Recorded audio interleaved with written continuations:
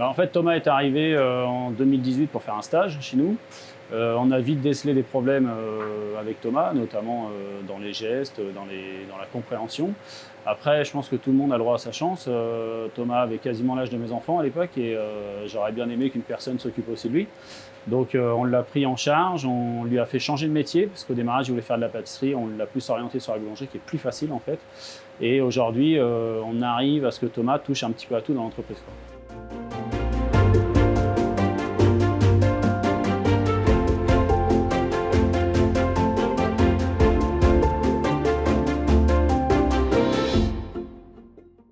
En fait, c'est une entreprise chez qui on est intervenu pour du maintien en emploi, mais où on arrive en fait à remonter, à faire de la prévention primaire en fait. Et c'est ça qui est très intéressant et que les entreprises s'emparent d'un maintien en emploi pour après en faire quelque chose parce que ça peut être bénéfique pour l'ensemble de l'entreprise.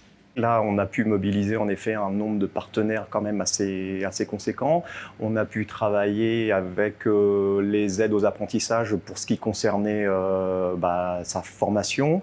On a pu travailler avec les professionnels de la mission locale pour ce qui pouvait concerner le passage du permis de conduire et aussi une aide plus basée sur la vie quotidienne. Le centre de santé au travail de Fécamp pour l'étude ergonomique, moi qui me sert à pouvoir instruire après ma demande financière.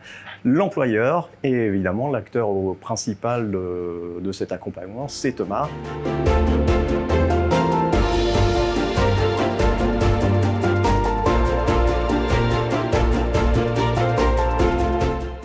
L'entreprise est en fait symboliquement un parcours soutenu. Alors qu'est-ce que nous on entend par parcours soutenu? C'est en fait lorsque l'individu exerce un emploi en lien avec sa formation et que finalement dans son parcours il y a une évolution professionnelle. Ce qui est le cas pour Thomas puisque nous sommes partis d'un CAP boulangerie à une mention.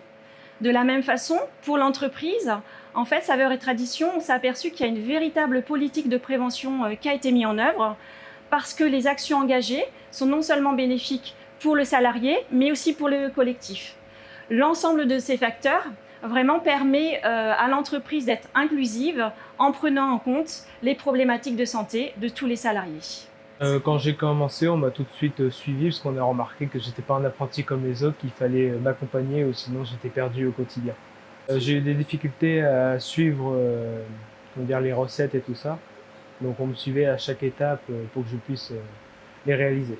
On me fait une liste de ce que je dois faire et je la respecte pour suivre l'ordre, sinon j'oublie ce que je dois faire. On a une super entente, je les considère un peu comme ma famille, on s'entend super bien. Donc, ils m'ont suivi pour que je puisse faire le dossier et m'ont accompagné tous les jours. Ils m'ont regardé travailler pour comprendre ce que j'avais et ils m'ont fait de leur mieux pour m'aider. Alors la CARSAT, elle est intervenue dans le cadre d'un accompagnement financier, donc après l'étude de Madame Roche, l'ergonome, qui du coup, avec ses précaux, après ses préconisations, on a financé toute la partie équipement de travail en fait, pour le maintien de l'emploi du salarié.